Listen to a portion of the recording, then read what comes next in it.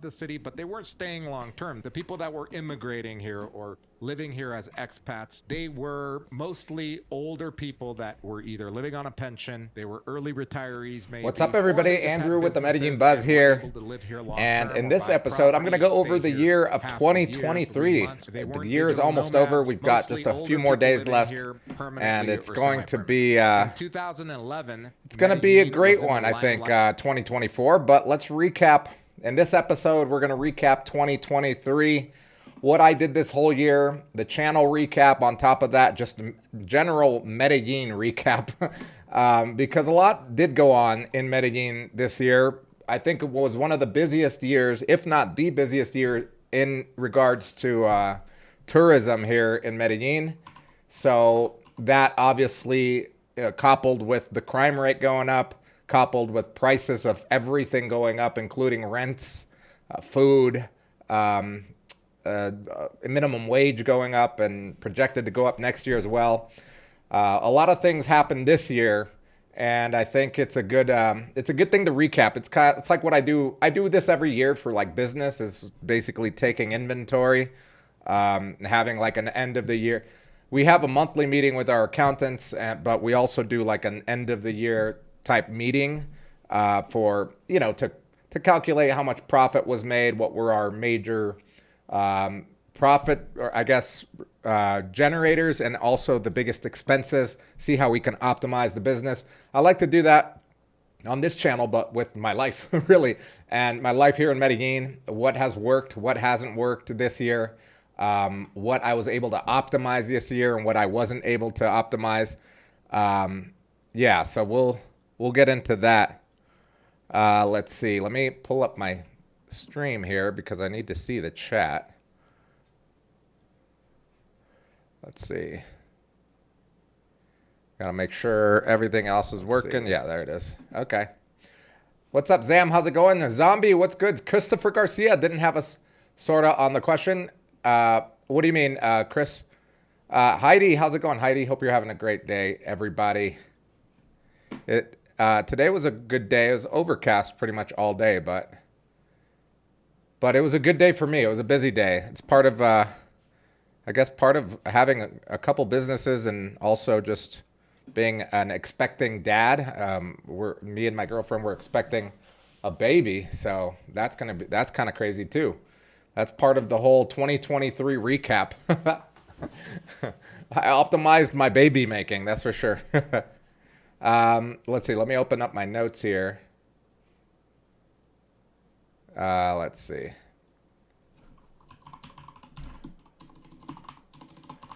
Yeah, so today was a pretty busy day, as you know, as most of you know. I have the Medellin Masterclass, and we've been pumping out content. We've been pumping out ads as well, so that's kept us busy. We get on calls with everybody that's interested in the Medellin Masterclass. So for example, today I had 3 calls, plus I had one of my Airbnbs checking in, plus I had to do work on the digital marketing side for our clients.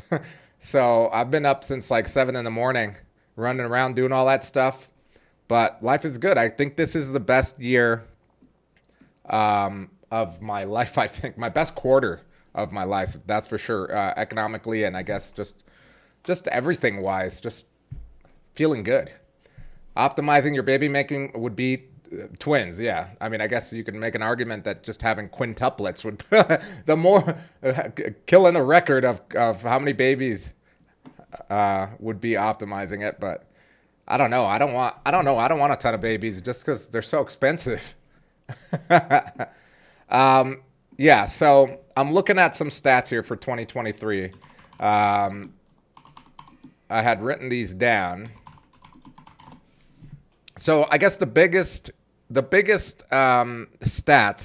I guess, or the biggest concern in Medellin this year was the safety concern. And according to the latest stats, Medellin did have an increase in crime in 2023. Medellin's crime index, according to Numbeo, which is a crime data website, is 55.17%. Bogota is 66.61%. So we're not too far behind Bogota. And Bogota has like 3 times the population, or at least 2 times the population. So Medellin has been a little bit more dangerous this year than last year in regards to, what do you call it? In regards to, I guess, petty crime, meaning petty crime like pickpocketing, even like armed robberies as well, like someone holding you up. And I think it's no surprise to most people. I think as we get the data for the rest of the year's not over, but when we get it, I'm sure we're not going to be surprised when we see that crime rate was probably the highest since COVID, or since before COVID even, this year. So there's some of the things that people are worried about here in Medellin, according to the stats. The stats of the crime increasing in the last 3 years in Medellin has been 56%, which is moderate. The crime level, though, is high. It's higher this year than last year, so they compare it to last year there. Worries about being mugged and robbed on the latest data, or the latest what do you call it, census or I guess surveys on that. In Medellin, the worry is high. Like 65% of people are worried that they're going to get mugged or robbed in Medellin.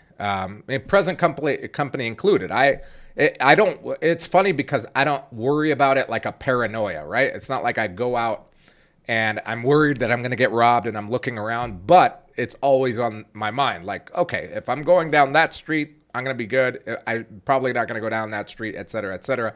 If I see 2 guys on a motorcycle pull up, I know what that could be. So it's always on the back of my mind. And I think as a Colombian, living here now 13 years, most people live with that. It's like almost like a fact of life. And it's sad that it's a fact of life, but it is. And I've been here 13 years and nothing's ever happened to me. And it's probably because of that, because I have been trained to be on guard or to be alert, not to trust anybody. That's exaggerating, not to trust anybody, because I do trust a lot of people that I just barely meet. I mean, I have Airbnbs, for crying out loud, people staying in my apartments that I don't even know, just based off of a platform, which works, and I haven't had many problems with that yet. But the fact is that Medellin does have a higher crime rate this year, but it only means that I think that next year it's going to get better. I think that the new the new mayor is going to come in, look at these stats and say, like, we've got to fix this, because there's no way that we can continue to thrive and have a city that is happy and people love to come to with a high crime rate. So I'm assuming that this year, with his name is Federico, the new mayor, the returning mayor, because he was a mayor before, and when he was the mayor before, the crime rate was lower because he hammered on thieves. Like, I remember he was on like the news, live on the news, chasing guys that had just robbed, going into their neighborhood, taking them out of their house. This was on live TV. And arresting them and putting them as an example. The judge threw the book at those guys, and like during his reign, his 4 years, the city was safer. So I'm excited to see him come in and see what changes he'll make to safety. So I think that was the biggest thing that happened in Medellin, or the biggest concern that Medellin had in 2023 was safety. And that also includes people getting drugged on Tinder. People coming here and not knowing the rules of the game. The rule of the game is here that if the girl is way too hot and too eager to get to your house, then it's not real. You are not George Clooney or Brad Pitt in their prime. If you're over 40 and a 19-year-old girl that you just barely met on Tinder, got her on WhatsApp, and she's saying, "Hey, bebé," and she's saying "amor, bebé," et cetera, that's not real. It's no. In what world would that be real? Like, people are starving here, but they're not starving enough to try to get with someone that they're very not attracted to at all. that's not a real relationship. Those things, I mean, it's very, very, very, very low odds that it would be a real thing, that this girl's falling for you. And I don't mean to diss anybody. I include myself. I've been on Tinder. When I was single, I was on Tinder, I was on Bumble, I was on Hinge, I was on whatever else other thing was out there, meeting girls and going on dates. But I knew that when a super good-looking young girl, and the funny thing is, a lot of them aren't even that good-looking. I mean, I've been here for 13 years, so I'm jaded on the beauty of the women. But the fact of the matter is that a lot of these girls, you can tell right away, they're hood and they're up to no good. Hey, that kind of rhymes. They're hood and they're up to no good. So guys that don't know the game out here, which, I mean, unfortunately, it is a game for them. It's a business. But you have to know the rules of the game. I guess using game as a metaphor, right? You got to know what you're up against here. So, and obviously there's been like the couple of people that were just like, they were completely innocent, like almost too innocent, to the point where you can never blame a victim. But there's been a couple of incidents here where someone got drugged and maybe just robbed, or drugged and overdosed and died, because they were truly looking to meet someone, and they let that person come into their home, or their Airbnb or their hotel, and they were completely oblivious to the consequences of that. So hopefully, like I've said before, their deaths don't go in vain this year, and people learn from that and understand that in Colombia, you don't let people go into your house, strangers into your house. That's why there's like a very small hookup culture here, even amongst Colombians. You don't just let someone that you met off the street into your house, because poverty rate is high. People could steal shit from you. So it's like that even within Colombians, we don't really do that. I mean, I remember even in the United States, growing up Colombian, my parents, it took them a long time to even let any of my friends come over for like a sleepover or anything like that. They were always very apprehensive, putting their guard up, didn't want people in the house and stuff like that, which is weird. Which is weird in the United States, but once I got here, it made sense. I'm like, oh, this is why you don't let anybody in here, because someone might just steal your stuff. So yeah, 2023, crime rates higher. There were, I think, a record number of overdoses on Scopolamine or any other drug to rob someone. Unfortunately, there is a prototype of person that is getting drugged, and that's like the middle-aged guy that is looking to hook up on Tinder, that's here for a short period of time, looking to hook up on Tinder, either paid or not paid, but falling victim to someone that's inviting themselves to their apartment or their hotel, and then, spiking their drink and overdosing them. Imagine, we know of about 40 of them that have died, and we know because they died and they were reported. But imagine how many were not reported. How many people, just out of shame and just wanting to leave the country and forget about this nightmare that they just lived through, didn't report it. I would say it's got to be in the hundreds, man. It's got to be in the hundreds in 2023. It's probably the most. So I've been here for going on 14 years. Since 2010, I've been here. Never had I met anybody firsthand that I knew that got drugged and robbed. That was like, oh, I heard it from somebody that knew somebody, right? That was the thing for me. Like, I never knew anybody that got never knew anybody personally that happened to them up until after COVID. Right after COVID, I know like not a ton of people, but I know I could probably count on two hands how many people I know personally that this happened to them.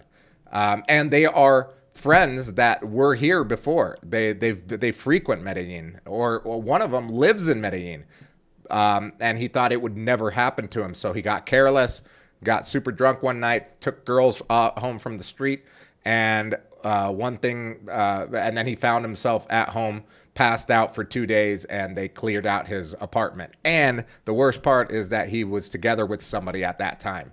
So she found out like this whole thing was a mess for him. And so it does happen, and it does even happen to the most, I guess, the most traveled of people. If you slip up like that, if you put your guard down and you think, oh, it'll never happen to me, that's when things happen to you. I've so many times that's happened to me. Aside from the folks, you, AK DC Rob, is there a PSA drive around scopolamine and dating risks? No. I know that the government webpage for the United States has Colombia as like a flight, a no flight zone or something like that, or a risk to come here. And on that page, they also warn about getting on apps and possibly being drugged. So I know that the U.S. government has actually taken action and said something about that. I haven't seen it myself, but that's what I read. Medellin, how's it going? Buddha, how you doing? Hope you're having a good day. Buddha says, for petty crime, do folks in your circle use things like clothing, arts, pack, safe, etc.? Pickpocket-proof clothing and bags? I don't know anybody that uses that. I don't use it. Again, I go out. I even go out with my iPhone 14. Like I said, it's not that prevalent. It's not going to happen. It's not going to happen if you are, let's say going grocery shopping, living your life. I'll even go to the bar and I come home around, if there's a good game or a UFC fight, the latest will be like maybe 12. I'm usually home by like 11. At that time, there's still a ton of people out. There's still police everywhere. So pickpocketing for me won't really happen coming down Calle 10, which is also a very well-lit street, very busy, etc. And also, when I'm by myself, I walk pretty fast. I walk home. It's a 12-minute walk. It's not... So I don't really need to do that, but I do put my wallet in my front pocket and my phone in my front pocket, never in my back pocket. I even walk with headphones on. I have my headphones, those bone ones, the new ones, and I'll take those with me because I like to listen to podcasts. So I'll listen to a podcast as I walk up. And then when I'm done at watching a game or meeting my friends or whatever, walk back listening to the podcast, and I never had a problem or have a problem. But it's not. But I wouldn't knock anybody using it. I think it's smart to use that type of clothing where you can maybe hide your cell phone inside like an inner pocket or something. That would be good. If it makes you feel more comfortable, I say go ahead and do it. Yeah, and that's the best. The embassy is a joke. Pickpockets on Calle 70. Yeah, I never go to Calle 70. I live in El Poblado. It's very rare that I'll cross the river. EST, what's up? Would you say there has been an increase in street robberies as well? Street robberies here at Medellin, yeah, there has been an increase in crime just in general. So that includes the street robberies. That includes... like larceny or even like grand theft larceny has actually grand theft larceny. I read, I did a previous live where I went over those numbers, and that number actually decreased. But petty crime, like crime on the street, pickpocketing, people being held up, went up in 2023. Obviously, deaths of foreigners here due to Scopolamine also increased this year. So in regards to Medellin and 2023, that's the worst of it right there. Is crime rate went up, and also the deaths of tourists went up as well, or at least foreigners. Yeah, most of the people that did pass away here or were murdered, really. I don't know, am I allowed to say that? Will I get banned on YouTube for saying those words? But anyway, it's the truth. They were killed, and most of them were tourists. They're not people that are long-term expats. For a long-term expat to slip up like that, it would be, something. For that to happen to a long-term expat, it would be because it was like a very long and played-out robbery that was taking place on him. Usually, if long-term expats get in trouble here, it's usually with local gangs or with women, etc., but for different reasons, not like a Tinder scopolamine thing. Although I'm not saying it doesn't happen, but the ones that have died, I've seen the stories. are usually tourists that just didn't think it would happen to them, and they had heard the stories or maybe even watched some of the YouTube channels out here, or they were just confident. They were just like, oh, it's not going to happen to me, or they just didn't know, or they just were coming out here completely blind to it and got blindsided and unfortunately passed away. Sean says, what's up, Sean? Sean Riley says, so this is the heterosexual dating world. What about the homosexual world? I think that's the safest. The LGBTQ plus community is probably the safest of all of them. I haven't heard of any of this happening in that world of dating. I've only heard it in, again, it's a very specific demographic of people that are dying. It's single men that are coming out here for a short period of time, meeting girls on apps or taking girls home off the street that they've never met, going back to their apartment and getting their drinks spiked and overdosing and dying. And those are the ones that have died, because I'm sure it's in the hundreds of how many have actually been robbed that didn't die and maybe didn't even report it. I'm sure there's a ton that didn't report it just because they might have somebody back home. They might, they don't want anybody to find out, so they're just not going to report it. That's sad that happens, but it's very possible that's in the hundreds. But it's that demographic of people. I haven't heard of it happening in the gay community. Sam, kidnapping is coming back. I don't know. Kidnapping never really left. But kidnapping, it's like, I think that's a harder crime to commit for them. Yeah, but I have heard of incidences happening this year. Again, remember, guys, kidnapping has been, Colombians coined kidnapping way before the Mexican mafia and La Mano Negra and all them people and the narcos out there started doing that. Medellin is like their daddy, right? Medellin and Colombia taught everyone how to do this, how to hold people for ransom, extortion, etc. That's been around here for decades, if not centuries. But the fact is that this year we had probably the most amount of tourists ever into Medellin. I think it's like over 1.6 million tourists in the year. So obviously, if you have an increase in tourism that much into a country, or a city that's really never seen that before, yet has a poverty rate at above like 35%, you're going to get these extreme cases. And I think people should know that. I think people should know what you're getting into if you're coming down here and you want to wild out, right? Go wild and spend your dollars and pretend that you're T-Pain at the club or whatever back in the early 2000s. This is what you can expect, or this is what to avoid, right? So people got to know that's happened here, and 2023 has probably been the worst year for that. Apart from in the 90s, but post, narco and post mafia, I think this is the worst year so far for crime and deaths of foreigners. And it's funny because Colombia doesn't even count the deaths of Venezuelans on that stat sheet, because they don't consider them like foreigners. They're like refugees. So imagine how many Venezuelans have died just through crime and violence here, and maybe even xenophobia, because there is a bit of xenophobia against them out here. So imagine what those numbers would be like. So if you're not scared yet, there's more. No, I'm just kidding. But I don't say all of this to be to scare people. I say it to warn people, because regardless of what happens in Medellin, I'm gonna be here. And regardless of what happened this year, I believe that 2024 is going to be better for the city and the country.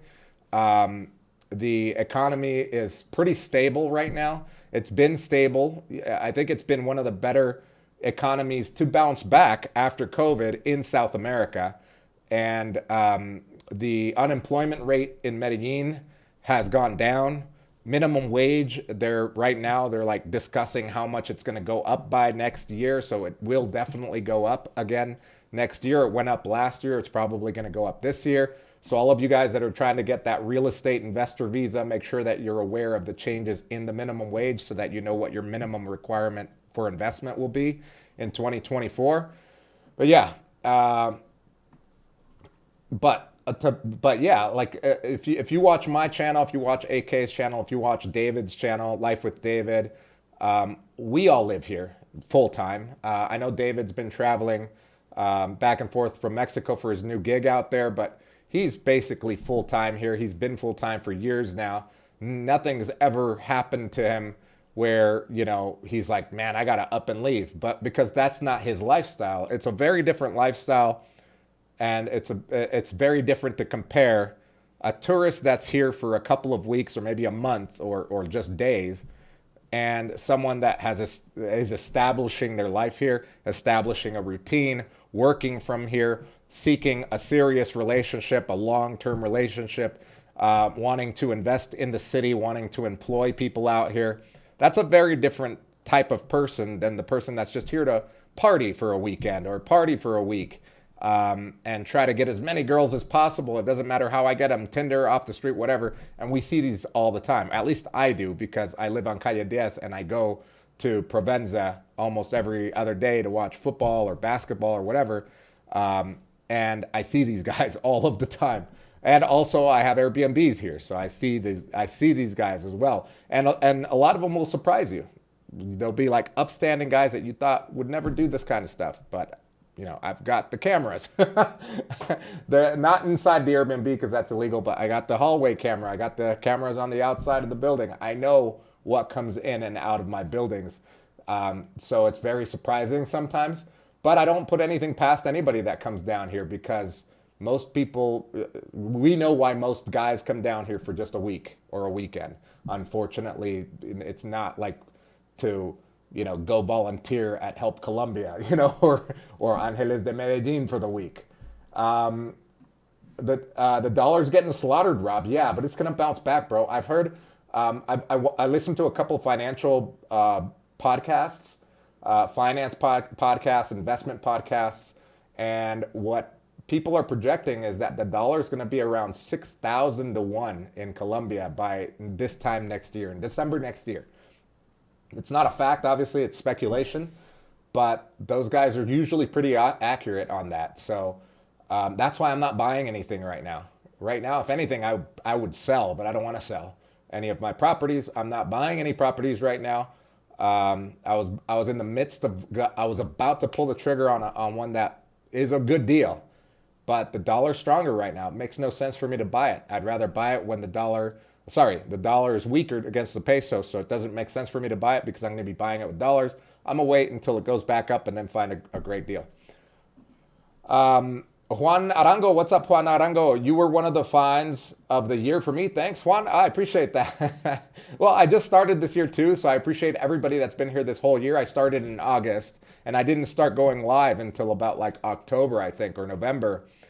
This is barely the 14th episode of these live, basically transmissions or broadcasts, which are also being put on Spotify, etc., as podcasts. So if you're listening on Spotify, there is a YouTube channel that goes along with this.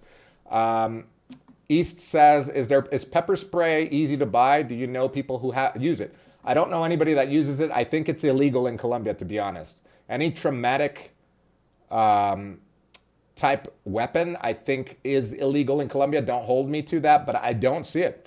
I think if it were legal, all Colombians would carry it, but nobody carries it. And I think it's because it's illegal. As a matter of fact, I've never really seen a store that sells it or even seen it online for sale. I think it's worth looking up, actually. I would be interested to know if pepper spray or tasers are legal in Colombia to carry, or at least in Medellin. Johnny says, just started following you. Love your story, respect, and much love, bro. Thank you, Johnny. I appreciate that, man. Trite says, you're obviously in a Spanish-speaking country. Do you have a good level of Spanish? I want to learn beautiful language of Spanish. Sí, yo hablo español. I'm a native Spanish speaker. I grew up in a Colombian family in Southern California. I grew up speaking Spanish. It was my first language, but I feel more comfortable in English. It's weird, I know, but my English is better than my Spanish. Obviously, I lived in the United States for 26 years, went to school there, had all my friends in English. The only time I spoke in Spanish was at home. And when I was a kid, I always hated coming home from school because I knew that I had to do my regular homework, and then my dad would have Spanish homework for me, including Colombian history, where I had to like learn about Simon Bolivar, Thousand Year War, etc., Thousand Day War, whatever, all that stuff, Santander, all these people from Colombian history. I had to learn about them when I was a kid. Now, as an adult, I completely appreciate my dad for doing that because I'm not an idiot that, just came down here and doesn't know anything about their own history or their own heritage. So I really appreciated him doing that. So it helped my Spanish as well because all of that homework was in Spanish. So I learned to read, write, and speak it as a kid. Colombian Rican, what's up? Just got back from Toronto, from Colombia and Medellin. This was my 4th time. I spent 1 to 2 months there. I spend 1 or 2 months there each year with local friends. Going back in April, I've never had an issue. Just be smart, have local friends. Love this channel, man. Thanks. I will be moving to Medellin. Hey, I appreciate you liking the channel. Yeah. Oh, by the way, guys, hit the like button if you would. I would appreciate it. It always helps to hit the like button for the YouTube algorithm. Yeah, and Colombian Rican is absolutely right. There's so many other people. Like, we hear about all these cases because crime rate has gone up in Medellin in 2023, and we've heard a ton of cases, things in the news of all of the bad thing that happens, and rightfully so. I think that needs to be reported. Otherwise, there won't be a solution for it. So yes, we hear about this all the time, but we also don't hear any of the stories of the guy that came here, found love, got married, is having a kid, and bought a property and rented another one out and started a business and hired a local, and hired locals. Like, we don't hear about that. I have so many friends that are like that throughout the last 14 years, basically here, that actually all of my expat friends have that very similar story like that have been here long term. But we don't hear about that in the news because it's not, it's not something that people are going to click on, or people are not going to watch that. I mean, it'd be super boring. Oh yeah, this guy, he became a millionaire while living in Medellin. Okay, great. Show me the people that got killed. No, but I do think it's important to report on that. But there is 2 sides to every coin. There is the negative things that happened this year and the positive things that happened this year. So I'm going to mention some of the positive things that have happened this year. Number 1, tourism was at an all-time high this year. Over 1.6 million people entered into Medellin this year and counting. I don't know the exact number, but it's going to be over 1.6. Last year was 1.5, and that was a record. So this year we're smashing that record. Another positive is that the minimum wage went up this year for the locals, and it was an increase from last year's minimum wage, and it's projected to increase this year as well, 2024 as well. So hopefully that helps with all of the inflation that has gone on here. And on top of that, this year, there were more people for Feria de las Flores this year than last year as well. And last year there was a bunch of people that came in, and I saw it and I felt it because, like I said, I have Airbnbs here, and during August, the Airbnb rates were just through the roof because there were so many people in town, as well as December. I can't wait to see the numbers for December, like how many people are coming into here for December, for the end of the year, because literally my Airbnbs have been booked since November all the way through March. I have like little gaps, like 2 or 3 days in between people coming in and out.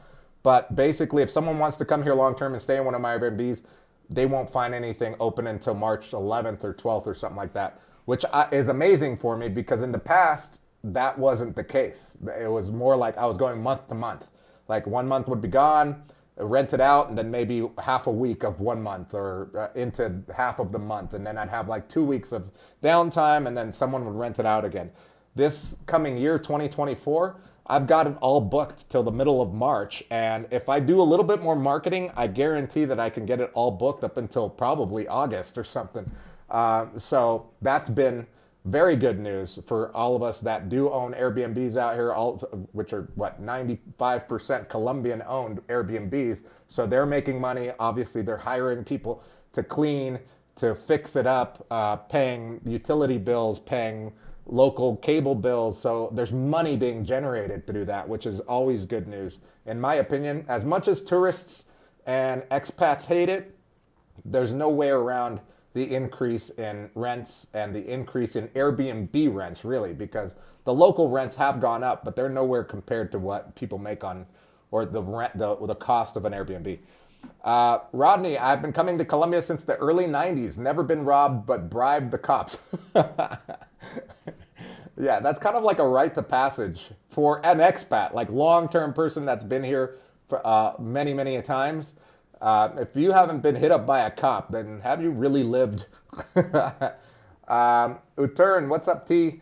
If you had to choose between Bucaramanga and or Cali, which city would it be interested in safety and cost of living?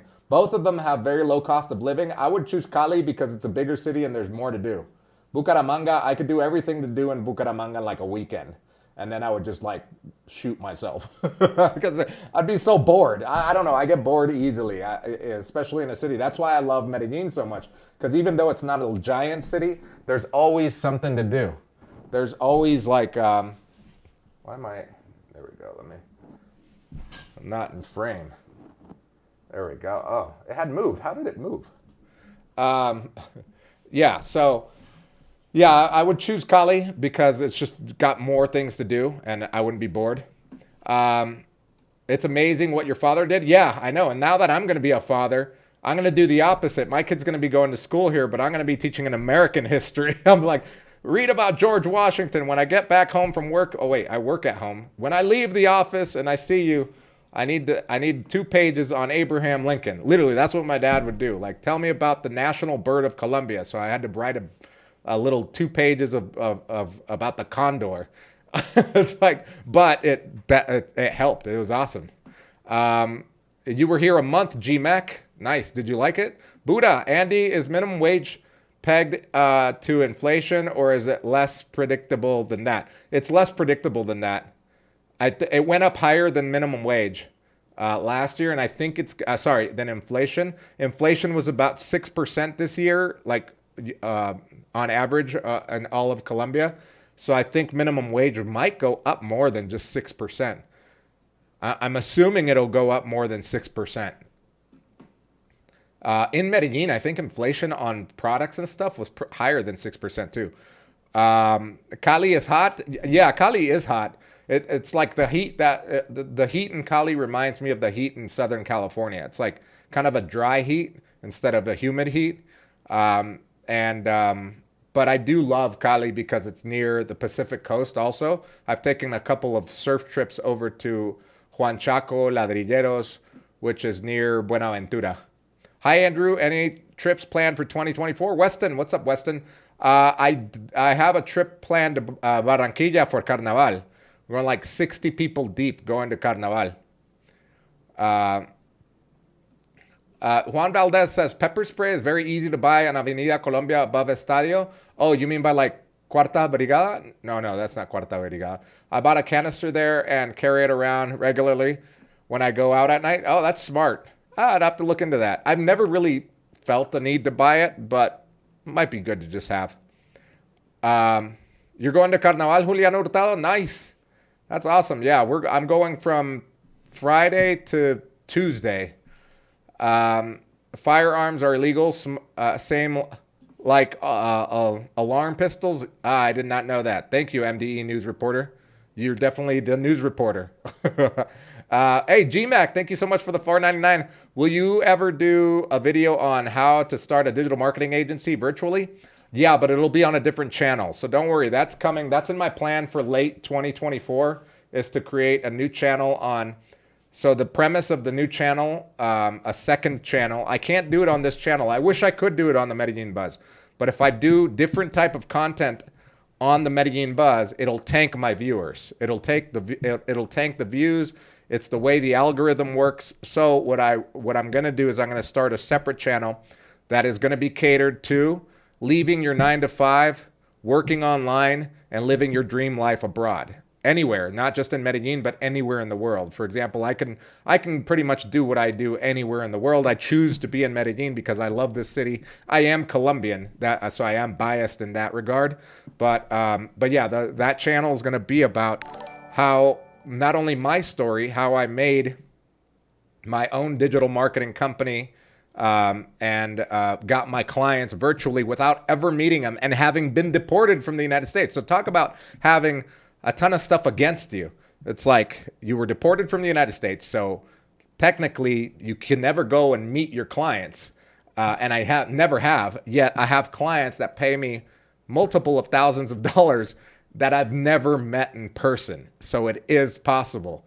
And it was a grind, but I did it. And it wasn't all because of me. I do have a business partner. And on top of that, I had a mentor, a person that was like I am to some people. This person was to me back then because they had made it. They had a digital marketing company and they sold it for like $2 million.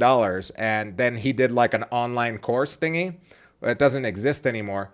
But I took it, or he gave it to me for free because I was not doing very well. I mean, I wasn't making much money back then, and he gave me access to it for free.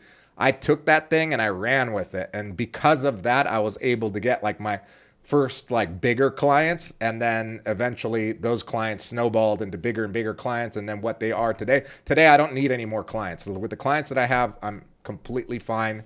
And yeah, it's been a crazy ride, but it can happen, and you can do it. If I could do it, someone like literally the only thing I'm good at, I do give myself a pat on the back for this.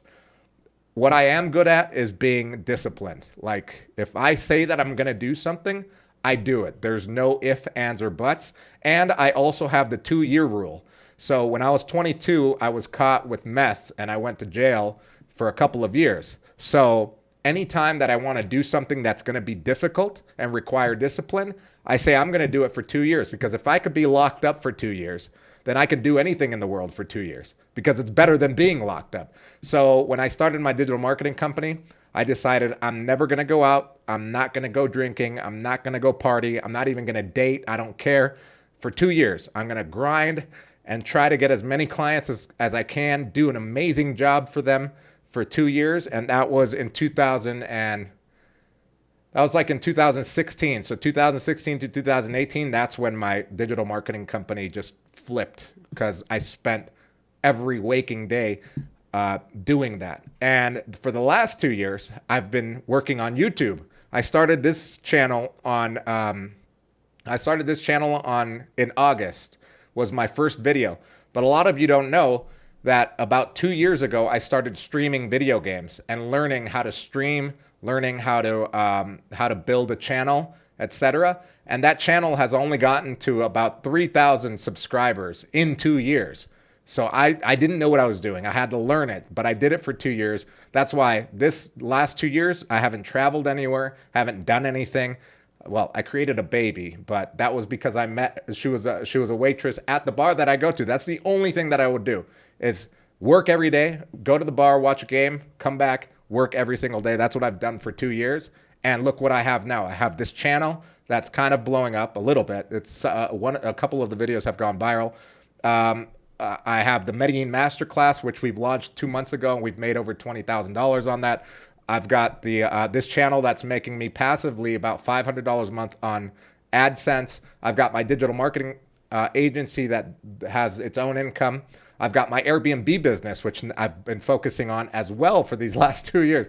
And that's generating great income as well. So if that's what I'm good at. I'm not good at creating things. I'm not good at math. I'm not good at like inventing stuff and being like, oh, I'm going to be a pioneer. No, I'm going to follow what people have done already, copy them, and then get and do it, because I know that I'm not the smartest, I'm not the sharpest tool in the shed. Because I know that I have to be more disciplined than those that are smarter than me, or maybe have more talent. Because I read a book a long time ago called More Heart Than Talent. And he says that some people might have more talent than you, but they will never outwork you if you have more heart. And that's basically me in a nutshell.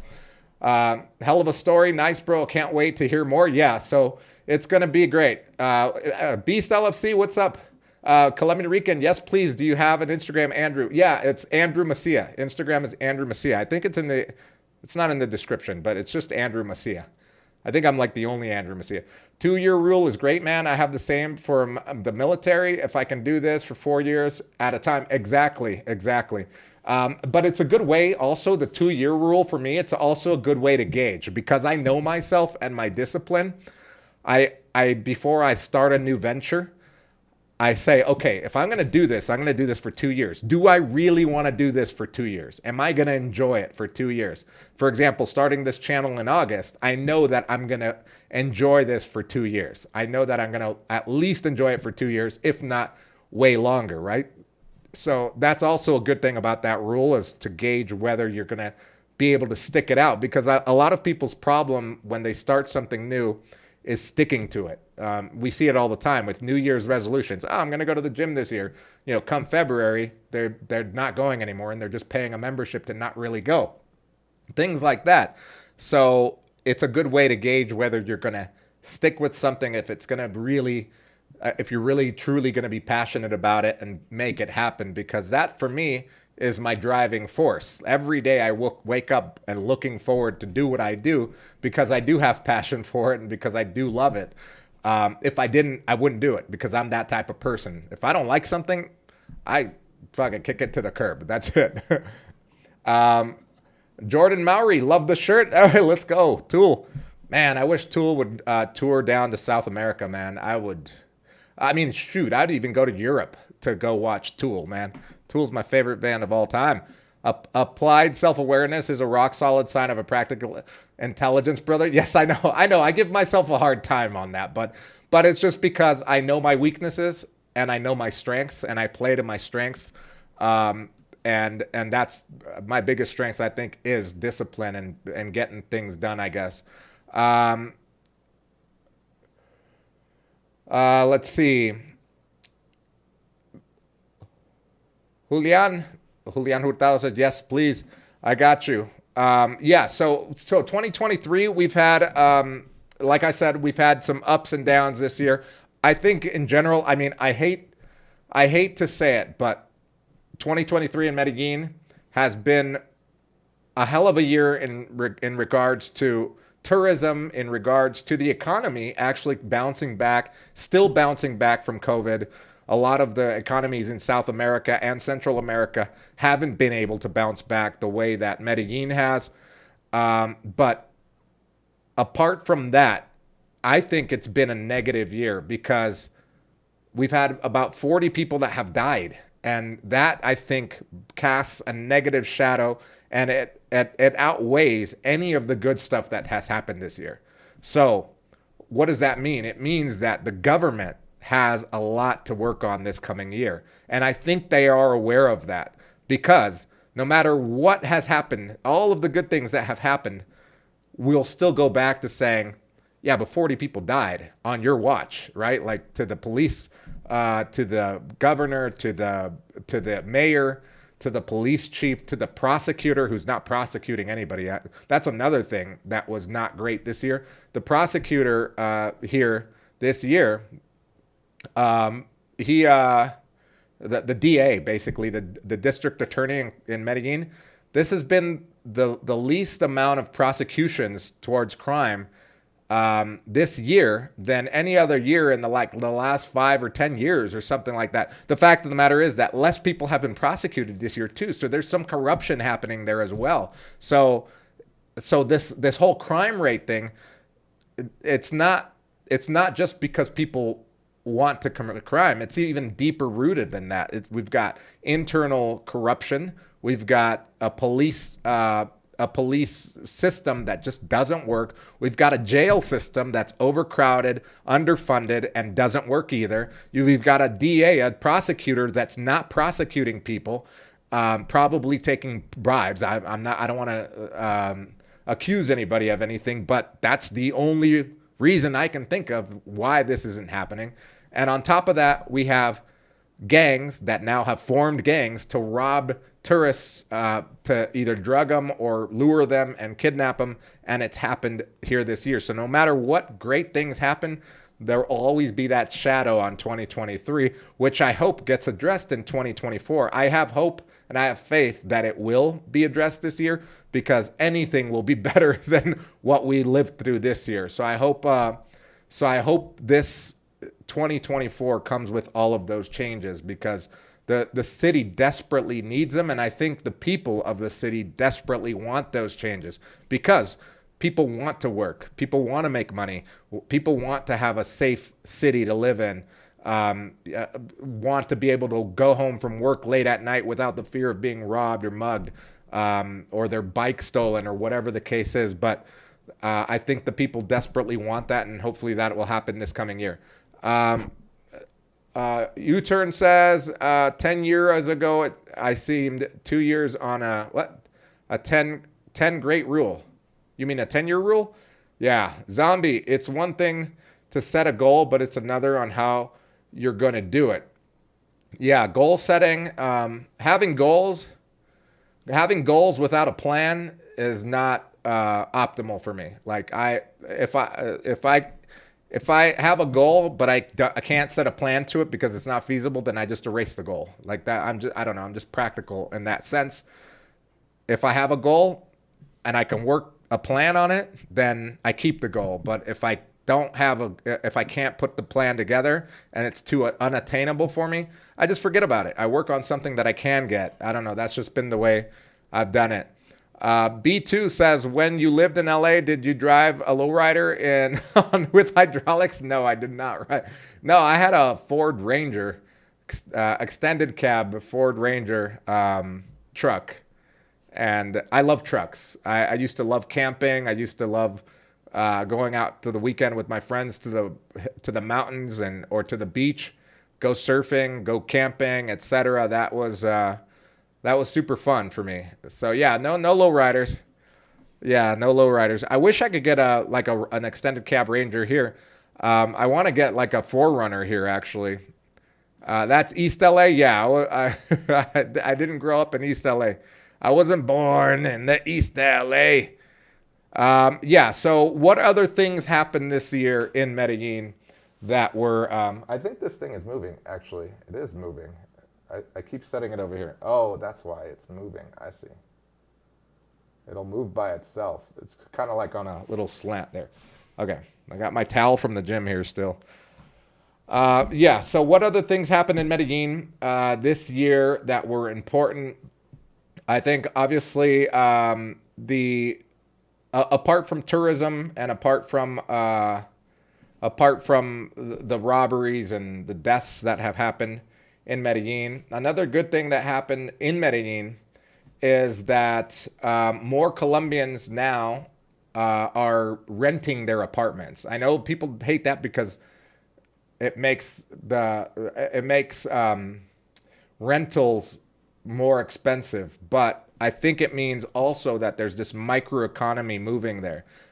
This year is the record year on Airbnb. It is a record year for Medellin as far as growth on Airbnb, and again, more than probably 90% of the people that own those properties are Colombians. So it's great to see that Colombian people are taking advantage of this tourism boom and putting up their grandmother's apartment and I remember before, like earlier in the year and the year before and the year before that, when Airbnb was starting to get the ball rolling here after COVID, you'd see like grandma's apartment on Airbnb and it would just be like a grandma's apartment.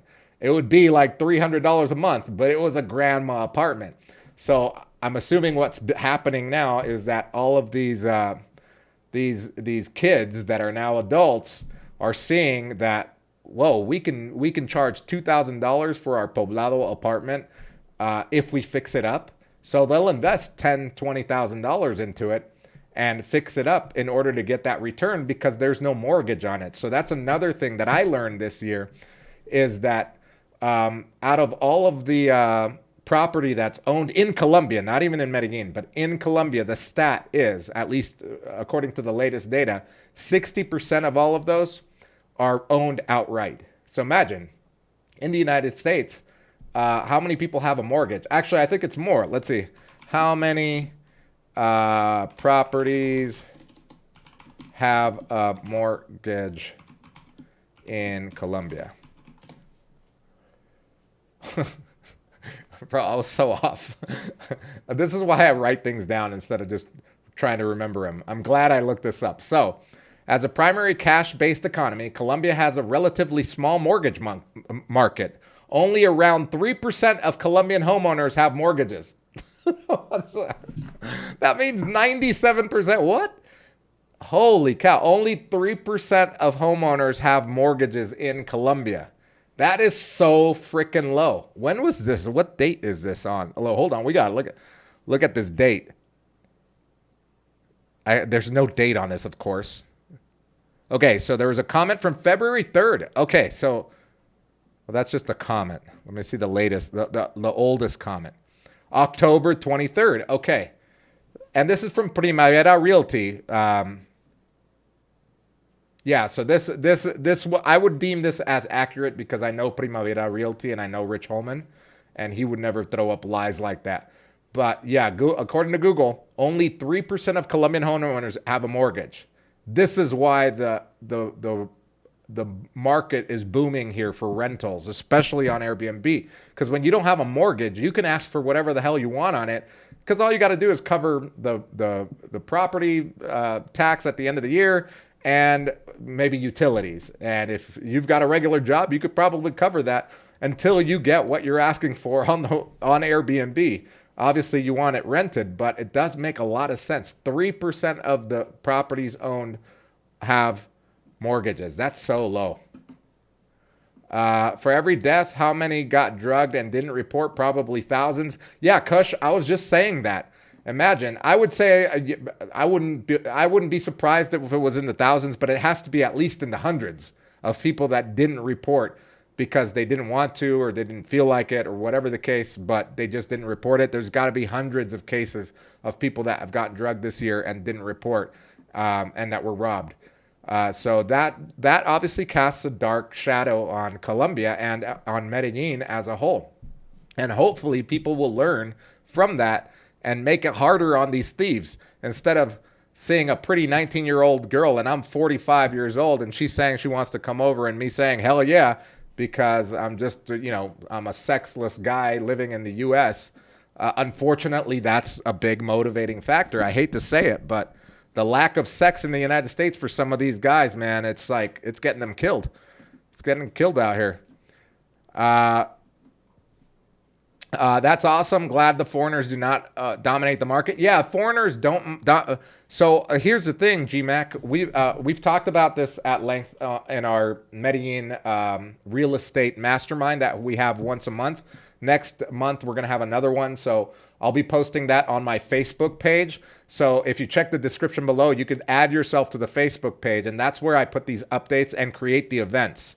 So once a month, we're going to do a Medellin Buzz meetup where it's just us meeting up. And then also once a month, we have the real estate meetup. And that's for anybody that's interested in buying real estate in Medellin or meeting people that are buying real estate out here, including some of our Medellin Masterclass students and some of my friends and mentors that go to that. And we'll always have a guest speaker as well. So and it's completely free. It's just about networking. I love doing this shit. I don't know. I get like a thrill out of it. But the fact is that we talked about it at length and we're like, there will never really be a bubble in Medellin because there is no free access to credit. There's no, or easy access to credit like there is or was in the past in the United States when we had the market crashes in 2007, where you had, lending was like anybody could get a loan for $300,000, $500,000. Even if you had a job that didn't cover it and you fudged the numbers, people were getting those loans. It was like people were handing out free money to get properties. In Colombia, that doesn't happen. Most people buy cash here because mortgage companies only loan 70%. you have to come up with 30% down. And on top of that, interest rates are super high. We're talking about like over 12% at times. So it doesn't behoove you to get mortgage here. There's no incentive to get a mortgage on a house because you're going to be paying a lot in interest, unless if you plan on paying it off in like 2 or 3 years. But still, it's a very cash-based economy. ABX girl, great question. And the length of the mortgage is 7 years. It's usually 15 years. It's usually 15 years. And obviously, if you accelerate, it'll be shorter, but it's usually 15 years.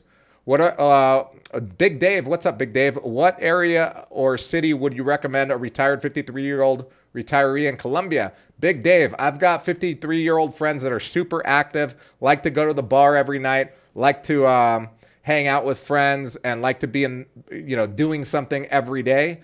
And they all live in El Poblado, like near this area where like the sports bar is, where they can walk to the sports bar, where they can walk to the cafe, where they can walk to the mall, etc. So it just depends on what you like to do. If you want something way more slow paced, maybe a place like Envigado or Sabaneta, where there are almost no expats and no Western type things to do other than going to the mall, really. So it really depends on your personality. For example, me, I'm 42. I like to be active. Like I said, I like to do these things like meeting people up every month, etc. And all the meetups are going to be in El Poblado. And all of the things that I like to do, like going to the co-working space to go work in the morning with my girl and my friends, going to the bar to watch a basketball game or a football game on Thursday night or whatever. I like to walk everywhere. I don't want to own a car. So I live in El Poblado. So it just depends on your personality. GMAC, the Airbnb bubble is bursting in America. Well, I don't know if it's bursting. I mean, it's like the government is putting a stop to it because of rents are getting out of control. And that makes complete sense in those areas. But it's not something that will happen, I don't think. I mean, we're far from that here in Medellin. If it does happen, it'll still be fine. It'll just move to another area. Winston, saw a YouTuber in Medellin say Colombia should ban Tinder because of all these instances. I would tend to agree, as if it would further deter wrong crowd coming and harder for the crimes to commit. Yeah, I think it would be a good first step. I don't think it's going to stop this from happening because people will find another way. Both the criminal and the person, the guy seeking the easy girl or whatever, is going to try to go for the easiest and I guess the route with the less friction to get their friction on, I guess. But that you know what I mean? They're still going to find a way. I guess it'll be somewhat of a deterrent, but that only means that maybe they'll get on Bumble or, there's still other apps out there. So hopefully more is done than just that. Let me see. Am I missing anything? Oh, CBL Daddy, what's up, CBL? Is it possible to have a market crash if drug wars start again, especially in Medellin? I don't think drug wars are going to start here. I think Mexico's got the drug market pretty much cornered. A lot of it, I think it's become such a standardized business here for these people that own that business that I don't think there's ever really going to be any war of any sort in the near future because they've got it so well under control and I mean, if anything, it's just like the micro wars, like for the micro turfs here. You'll see like turf wars here every now and then when like a big head of a big gang member got captured or killed or whatever. Then like internally people are fighting, kind of like what happens in LA as well with those gangs. You'll see that happen here. Every year something like that happens. Like in Bello, I mean, literally they're living it. That's what makes it way more dangerous to live out in Bello than it does here because of those little gang wars. But as far as like these giant wars like in the 90s, I think that's gone to the wayside. Now it's like 18 to 22% interest on these loans. Yeah, I got an apartment in Barranquilla, so I'm planning to pay that. Yeah, pay it fast.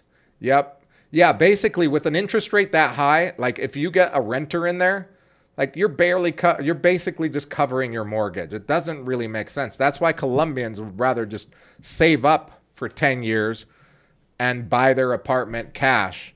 So it does make sense that less than around 3% of Colombian homeowners have mortgages. Yeah. So this year in 2023,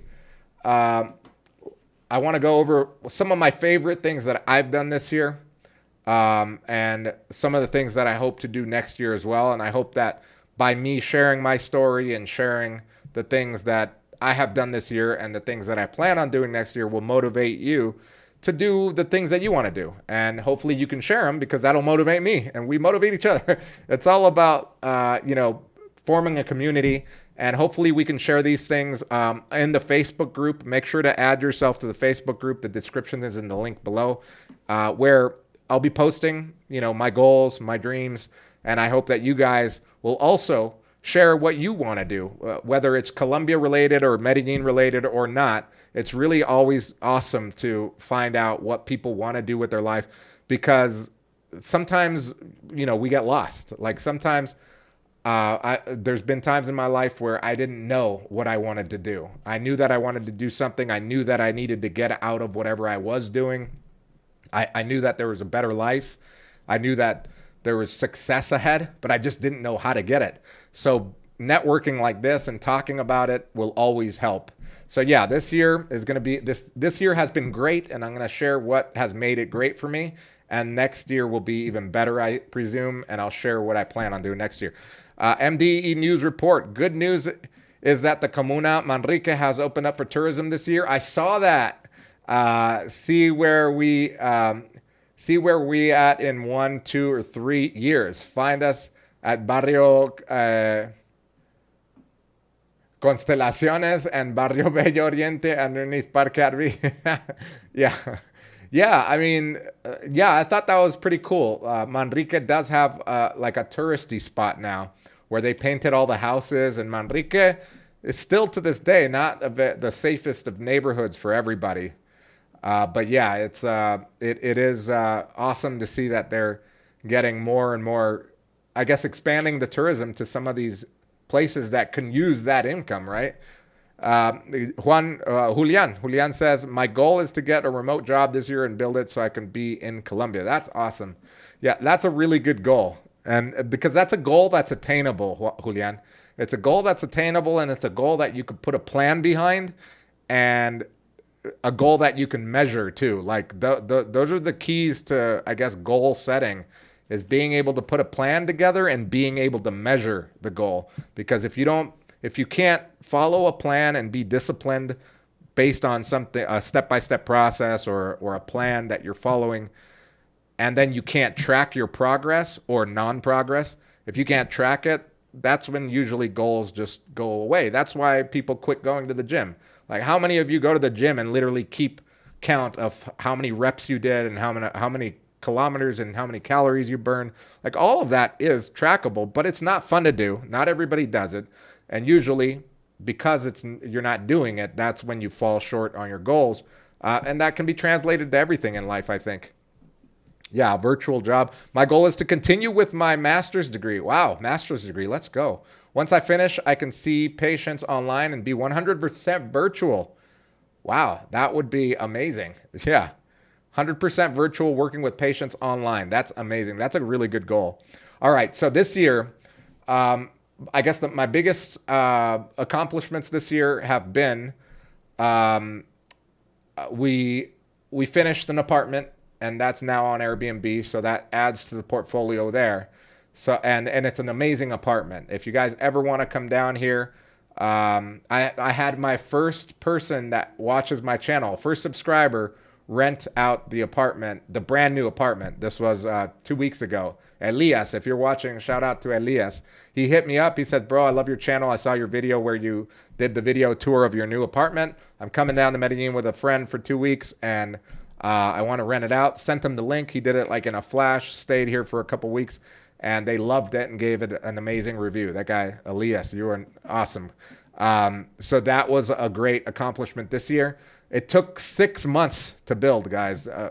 These jobs where you completely remodel an apartment and knock shit down and completely put it back up takes around 5 to 6 months, unfortunately, here in Medellin. But it was a long time, but we got it up and now it's there, and very happy with it. I'm not going to buy anything until the dollar gets stronger, I think, because my money comes from the U.S. The next thing that was great this year for me was also the fact that I got my girl pregnant. It wasn't planned, like 100% planned. Well, it wasn't even like 1% planned, but nonetheless, it is 100% welcomed and loved. So that was a big accomplishment for me. Is I'm going to be a dad in 2024.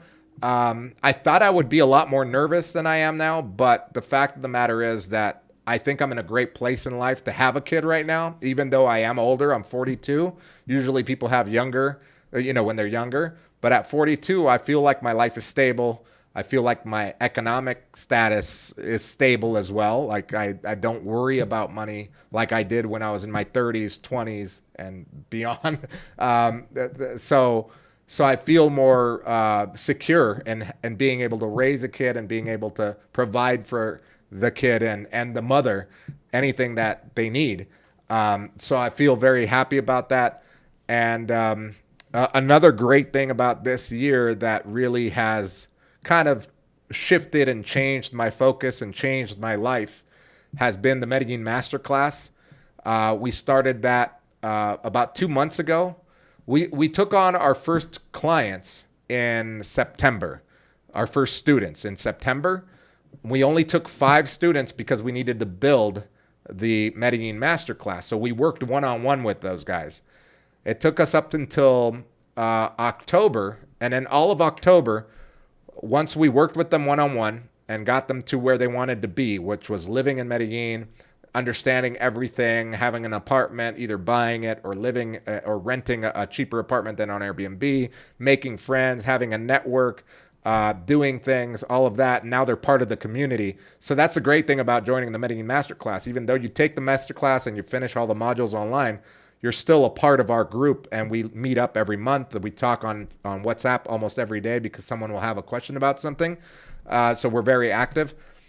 But after that, after those 5 people, it took us all of the month of October to record all of the modules that we realized we needed to create, because that's what those 5 students really needed. And so it took us about a month to record all of that, all of October. And then we launched in late November. We launched the online course. And since then, we've had 17 students sign up. And we have 3 different levels. We've got the elite level for about $5,000. Someone that comes here and wants the elite treatment, they do all of the masterclass, but we do all of the work for them. We find them the apartment. Within 90 days, we get them either the apartment that they're going to live in, or both. The apartment that they're going to live in and rent out, and the apartment that they're going to buy. Get them everything that they need to do for for the purchase of the apartment, like the brokerage firm set up, all of that stuff. Anything else that they need, like health insurance, we get that covered. If they need to buy a car, we get all of that covered. So we've had a couple of elite people, and I thought that was amazing. To be honest, I didn't know if it would sell, but it's selling. And then we've got the regular masterclass, which is $1,500, and that basically is like all the 21 modules, the 6 hours of content, and then a one-on-one call at the end, and then you enter into our community, and we work with you via the community forever.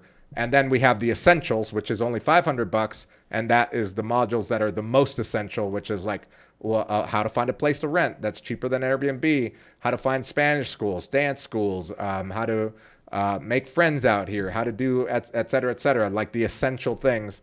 That one's the lowest point of entry, but yeah, the masterclass has shifted my focus, because before I was just focusing on my digital marketing company and also just focusing on my my Airbnbs. And now that I see that this is not only is it a business, but it's also a passion. I'm combining my love for the city and my love for showing people the city and bringing people into the city with my passion to teach, because of some of you may know that I was an English teacher for about 5 years here in Colombia, and I'm very passionate about teaching and having that student, having the students and being a teacher and learning, because you learn. Some people may even say that you learn more when you actually teach something, and that's been the case with me and the Medellin Masterclass, and having the community of the people that are in our community. We've got doctors, rocket scientists, we got a black Bitcoin billionaire. we've got people that have done over 1,000 real estate deals in the United States and own buildings in the United States, etc. So this community of people that have bought into it are not just like your regular Joe Schmo. They're people that I want to be like. I'm like, man, that was the last thing I thought that would become, and that's what it's becoming, and it's very amazing. Today I had a call with someone that just purchased the masterclass, where she's going to purchase the masterclass.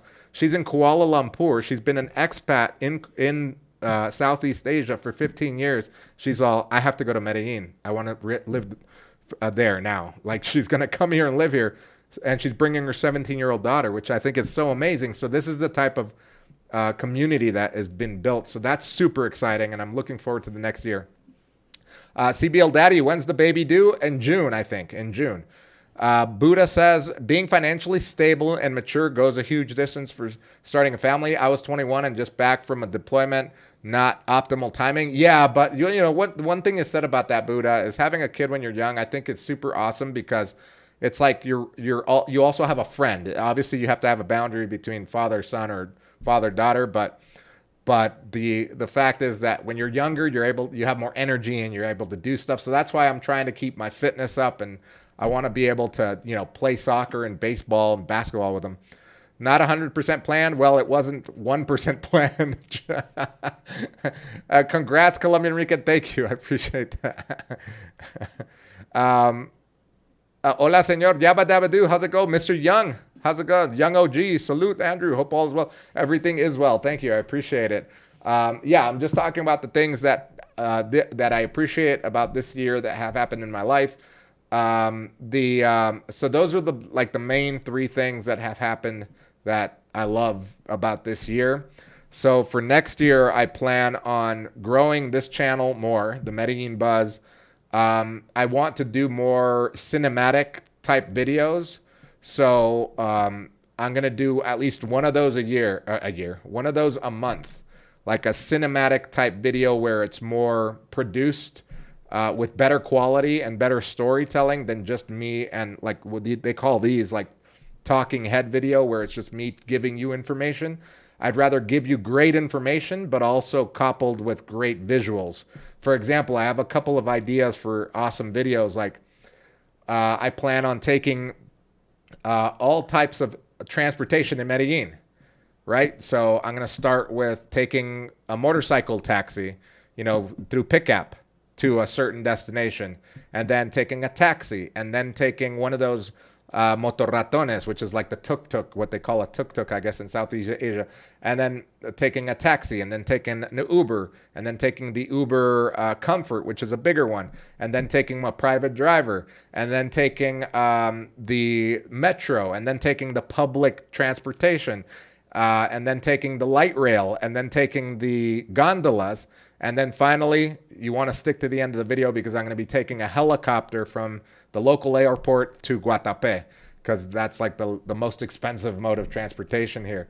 So that video is going to be awesome. So those type of videos I'm going to, taking a donkey. Yeah, they outlawed that like a few years ago.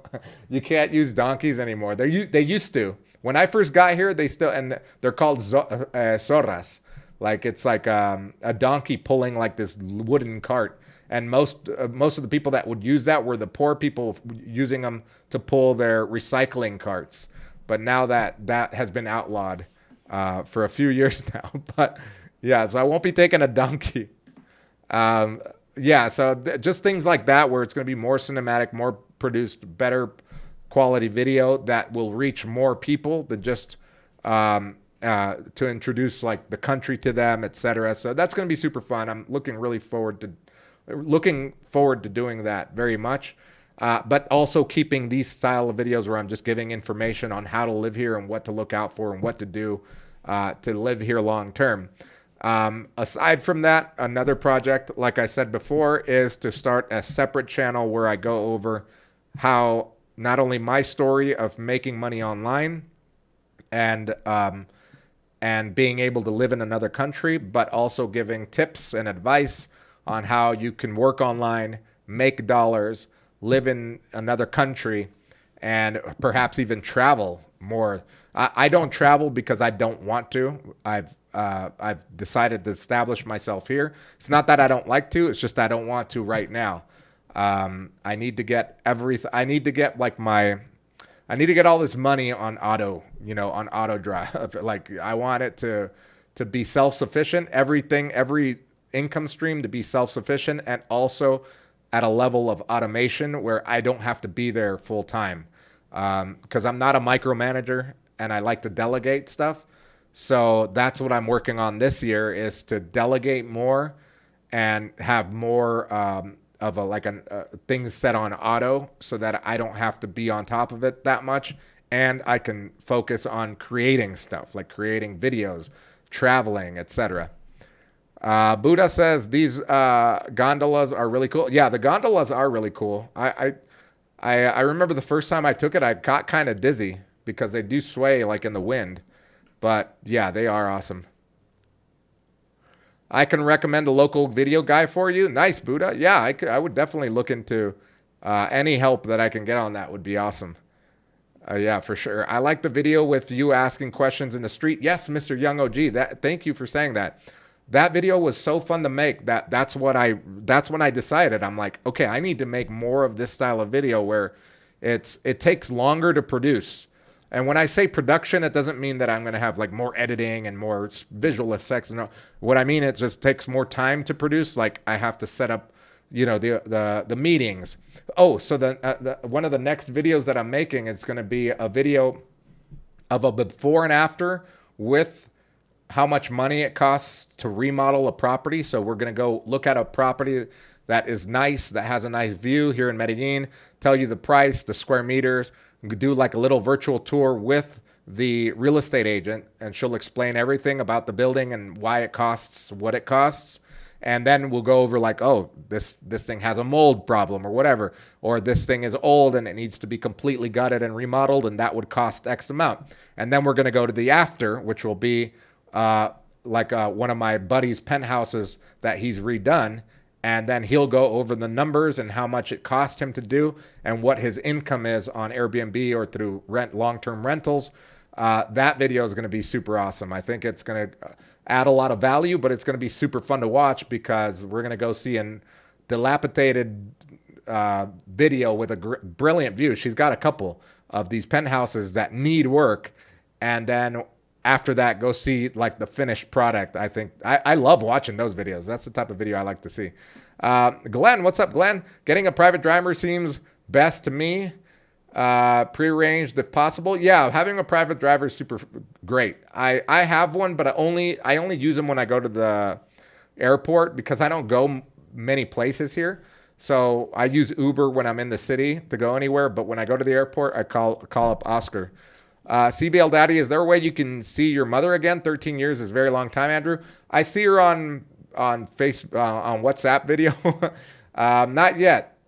Soon enough, she'll get her residency, I think. It's literally been pending. Hopefully this is the year, and then she'll be able to come here.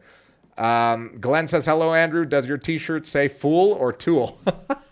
It does not say Fool. It says Tool. Tool's a band. It's like a heavy metal band. Buddha says, isn't AK a cinematographer, film guy? He is, but he's super busy with the Medellin Masterclass and his own content and stuff. And on top of that, I want to be able to learn like all this stuff too. So I'm gonna go through the steps this year and hire a person to help me with that, so that eventually it could just be automated too. You should do a whole street series, which would be a big difference than the other YouTubers only showing women. Yeah, so that was the first of the street interviews, young OG. You read my mind. That was the first of the street interviews. So I'm going to do a series where I just I interview people for short little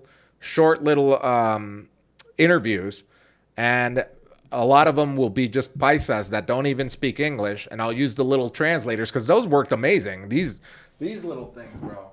Like, I was super impressed by these Time Kettle translator earbuds. So I'm going to continue using them. Although they sent me these for free as a sponsored video, I told them that I liked them so much that I'm going to do a whole series, and when someone doesn't speak English, I'm going to use these to translate and have them talk back to me in Spanish, and then that way you guys can read the translation. So that's in the works for next week. We're going to do another series of interviews. I'm going to interview my barber. He's kind of shy, but I'm going to interview my barber. Super cool cat. He lives near Manrique, I believe, or Caicedo. No, I think it's Caicedo. Anyway, yeah, he's going to tell us a little bit about what his life is like, and a couple of other people as well, including the carpenter that does all the carpentry for all my for all of my buildings, or all of my apartments.